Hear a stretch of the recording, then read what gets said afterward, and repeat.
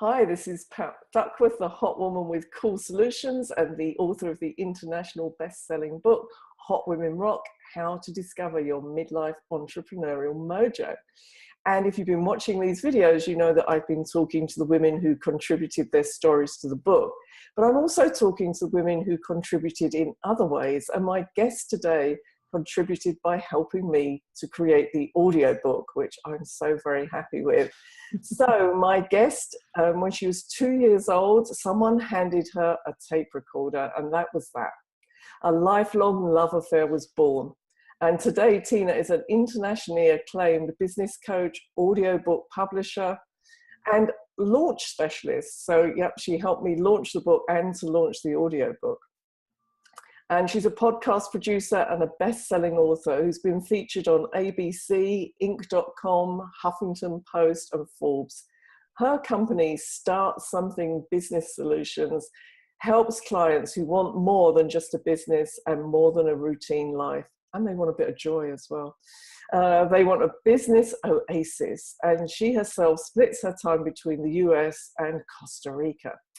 I met this incredible woman through the Evolutionary Business Council. We met actually at an Italian restaurant in a street yes. cafe in San Diego. Where's better than that? And I'm excited to share her with you today. So please, a big Hot Women Rock welcome for Tina Dietz. Thanks, Pat. Hello, Tina. Hi. It's always great speaking with someone all the way across the pond. It's just, it never gets old for me how international we can make these things. Doesn't get old for me either, because I like to travel the world sitting in my kitchen and finding out what the rest of the world is up to. So are you in America today or in Costa Rica? I am in Florida. Yeah.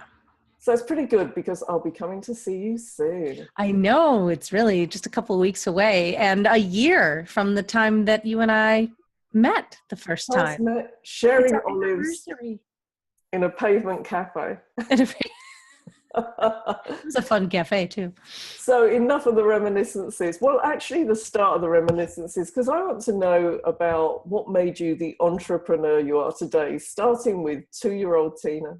Well, 2-year-old Tina was a feisty thing. And the first thing I did when someone handed me this tape recorder, it was one of those, back in the 1970s, the little microphone attached to it, you could carry it around. And that tape recorder, I don't know if it left my side for years because it was my favorite thing. I used to just play with it constantly. I would record things. I would sing into it. I would listen back to it. But it's funny, and even though I grew up in an entrepreneurial family, I'm actually a 4th generation business owner in my family. I did not want to be an entrepreneur because my parents worked such crazy busy hours. Our business was downstairs. It was a retail business selling wood-burning stoves and fireplaces of all things.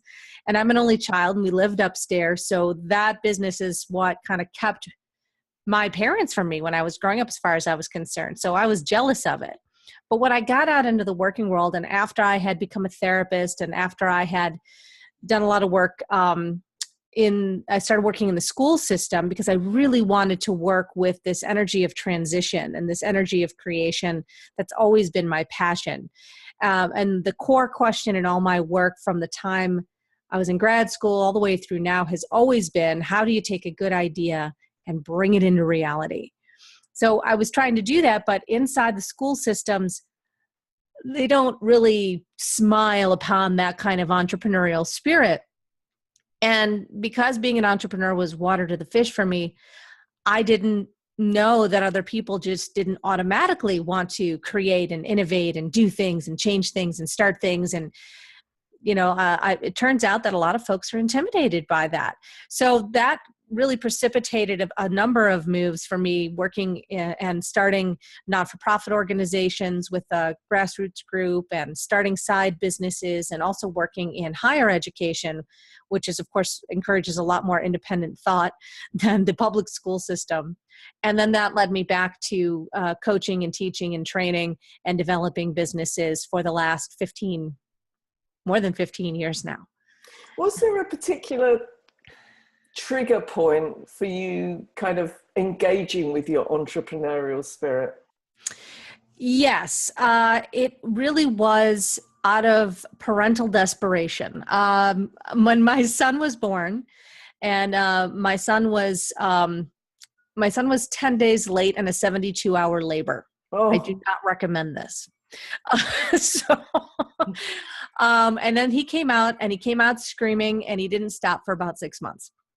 So I had a very, very colicky baby, and I'm a very kind of all natural attachment parenting, crunchy granola. You got an oil or an herb or a remedy for it, I'm in. That's just something we've been studying for a long time in my family. So I was, the only thing that stopped my son from crying and allowed him to sleep was baby wearing. And I wore him. My friend of mine had given me an older carrier that she had, and all of a sudden he stopped crying. So he became my Velcro baby. He was constantly attached to me. And as long as he was touching, he was fine.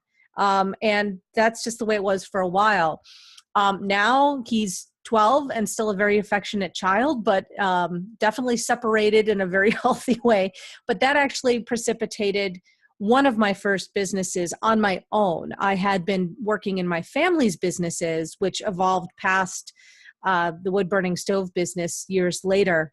And I actually developed an international training company with my father, training advanced techniques in massage therapy, and helped my mom with her business, developing her yoga studio. So a very big one, 360 from the retail business.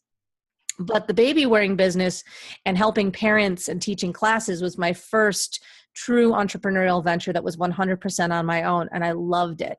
But what happened is that I got involved in this baby wearing community of women online, and I kept coaching them on the business side of things because most of them were not charging enough, or they actually weren't taking into consideration their business practices, and they were running themselves ragged when they started the business so that they could be home with their kids.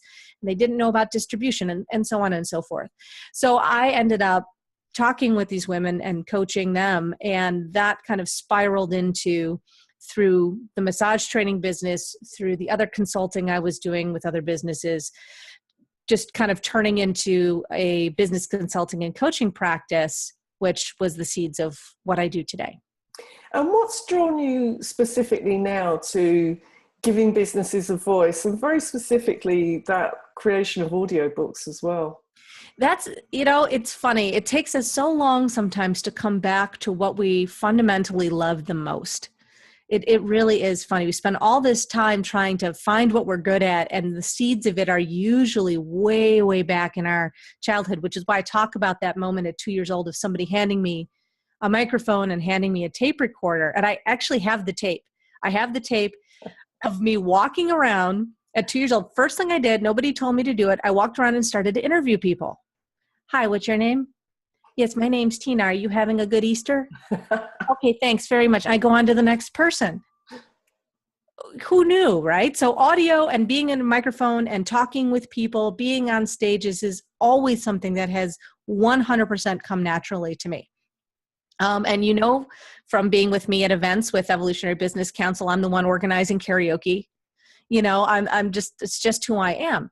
But I tried for so long to fit myself into this box of, professional coach and business consultant and all of that. And it was when I finally started podcasting and had my own show, the Start Something Show. We're just about to launch our second season.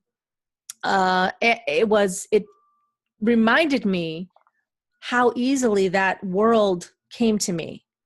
And I've been a voice actor as a paid hobby for years, but I never brought that into my business, into my main business. So when the audiobook story kind of came about when I saw this gap between the voice acting side of things and being trained as someone who could narrate audiobooks and the bestseller campaigns that all my colleagues were running, and self-publishing, of course, exploded about 10 years ago. But I saw this gap that people weren't turning their books into audiobooks, but the statistics for sales in audiobooks were going up and up and up and up and up. Audiobooks outsell ebooks 3-1. Wow. When you do the marketing for it. So that was a pilot that I started. And when I pulled the trigger on that, and when I started focusing on this very specific area of audio marketing, podcasting, audiobooks, that is where everything kind of truly fell into place. And this sense of almost being steered and being guided by whatever. And my business really taking off in ways I never could have anticipated. Fantastic. Yeah. So this is Pat Duckworth, a hot woman with cool solutions. And today I'm talking to Tina Dietz, and we've been talking about audiobooks, but peppered in that I'm hearing podcasting and social media. And so in this stage, I just really want to talk about some of that developing capabilities that entrepreneurs have to do. And I think a lot of new entrepreneurs are quite frightened of social media, whereas I know you're a bit of a star on social media. So just talk a bit about how that's developed for you, how you've developed your own skills around using Facebook Live and just generally using social media. Yeah, my kind of keywords that bring the most life to my business are very much based around my values. And this is something when I'm doing coaching with people, we talk about having a values-driven business, and this is really important. So creativity, innovation, loyalty, freedom, connection, these are the things that drive me as a human. So they also drive my business. And the more I allow myself, and I'll tell other people this too, the more you let yourself shine through really who you are, like all of who you are, even the weird, even the, all of that, however you really occur, that is when people start to really connect with you and know that you are trustworthy, know that you are authentic, and they want to get to know you, because so much of business, I would say even more today than it was even 10 years ago, has to be 100% authentic, because we're surrounded by a lot of information, and trust and authenticity is one of the only ways that we can really break through the haze of everything going on to really do the work that we want to do. And with social media, a lot of it has to do with not being afraid to look foolish and being willing to experiment. I don't know if you saw the Facebook Live I did yesterday, but they have these little like masks or hats you could put on. I put on a big like Carmen Miranda kind of hat, this digital hat, and I wore it for the whole thing. And I'm playing, Get Out the Funk in the background, because I was talking about how do you get out of a funk. So of course I'm playing, real funky thing going down, getting out. So I'm like dancing while I'm talking about how do you get out of a funk. That's just who I am. That's not necessarily who everybody else is, but that made it easier for me to talk about it. It made it silly. It made it fun. It made me actually interested to do it, rather than sitting there going, today we're going to talk about how to shift your internal landscape so that you can be more productive. I mean, it's, you got to have a good time with it. The more you can enjoy yourself, the better it's going to be. Yeah. And that's really at the root of Hot Women Rock, is that congruency, it's bringing your beliefs and your values into the skills you develop and putting all that together to pursue your purpose. I just see such strength when people do that. Incredible strength. And you don't have to be a big hammy showboat like me. Not at all. I mean, a lot of the folks I work with are not only introverted, but often very shy.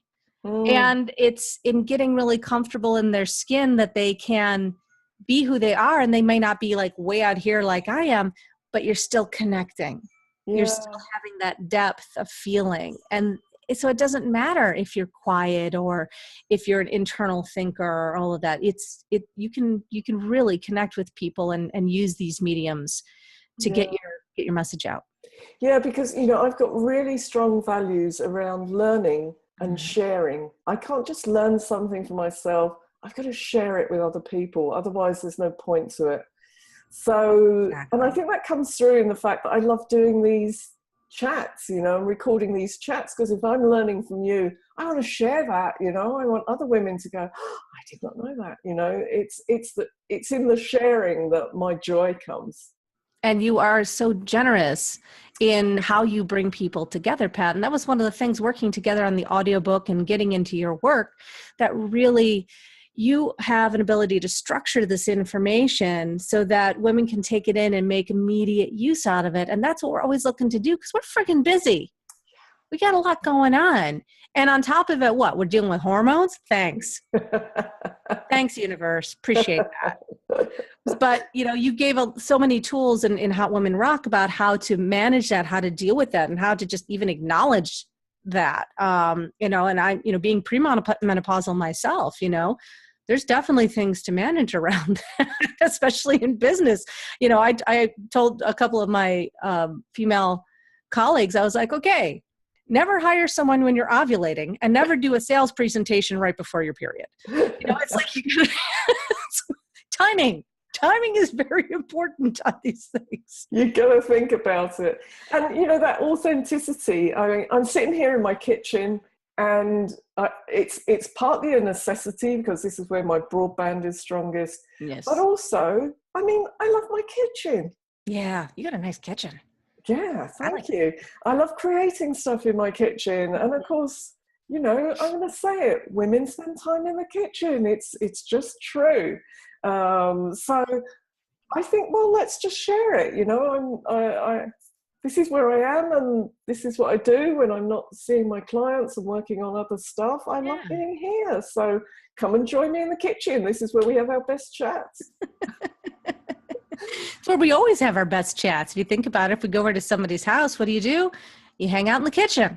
Absolutely. And you have tea, and then you end up eating something, and then you talk some more, and then, It's the best place because you relax in the kitchen. So that's why you can chat so well there. So if you were giving your top tip to a new entrepreneur who's a little bit nervous with the whole social media, what's your top tip? For social media specifically? Communicating. Do more of it than you think you should. Oh. It's difficult to over communicate. You can spam people, but spamming is never authentic. If it's authentic communication, if it's things you love to share and you're excited about sharing them, then it's hard to make people tired of that.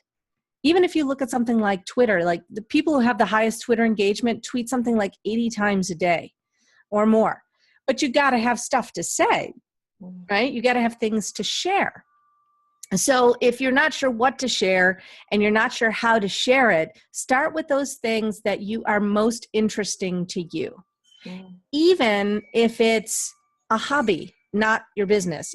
For example, I might talk about, okay, so I do loom knitting to relax, right? And I'm maybe making a hat or a scarf or something. And I might put up a picture of the scarf that I'm knitting on and say something like, don't you wish all your business projects had a beginning, a middle, and an end like a project like this? And that's an engaging conversation. That's something we've all kind of dealt with, because social media isn't about broadcasting. It's about engagement. And that's always what you want to focus on with social media. So don't worry about the links back to your site and things like that if you're just starting out. Inspire people, share interesting things, mostly quotes. People don't click on a lot of stuff on social media. They really don't. Share little tips, little facts, interesting things you might be doing. Share pictures, share things that are beautiful. That is what, and ask questions, start conversations. Lovely. I love that. So a question that I've asked my last two guests, and I've really enjoyed the answers. What's your superpower? My superpower is the power of voice. It is actually having a voice that allows me to speak fluidly, to speak articulately, and words come very easily to me. So at any given moment, if somebody says, I want you to speak about this, and they hand me a microphone, I actually can do that. Even if I know nothing about the topic, I can either engage the audience or I can make it up enough stuff to make it sound legit. Yeah. That's a great superpower. It's a superpower. I'm not sure what the costume would look like, but I'm sure. Something with a large microphone on it. Yeah. Which could be real interesting. Yeah. Could look a little bit weird, but. Yeah, well, I mean, look at this thing. Come on, please. Oh, mine doesn't look quite like that. I've got one of these. Oh, you got a snowball. I've got a snowball. I said to somebody, oh, I use a snowball. And she said, don't they melt? It's not an actual snowball. Looks I like love a snowball. That's awesome. Good. This has been such a delight, Tina. It's always good to talk to you, and I'm looking forward to seeing you in only a couple of weeks. Yay! I don't know whether I'll be going to karaoke, but maybe. Oh, you have to at least come and observe. Yeah, I need to be coaxed a little bit. Okay, we'll do that. Coax me and we'll jolly you along. Yeah, I'll come along. So if our viewers want to get in contact with you or learn more about you, how do they do that? I think the best place to do it and the easiest to remember is to go to thestartsomethingshow.com, because that'll bring you right to the podcast, which is a great way to connect. And it also has all the rest of my stuff on the website too, about podcasting and audiobooks and coaching and all of that good stuff. But it'll take you right to the meat of the matter so that you can enjoy some episodes and we can connect from there. And if you do Google Tina Dietz, you're pretty much going to find my face all over the place. So it's all good. I will be putting your name underneath this so everybody will know how to spell it, Tina. It won't be a problem. Thank you so much. Thank you for helping me to create my audiobook and launch it. It's a lovely product. It's my honor and my pleasure. And I'm really happy with it too. Thank you so much. And thank you to everybody watching. Keep watching out for the next one of these interviews with these wonderful hot women.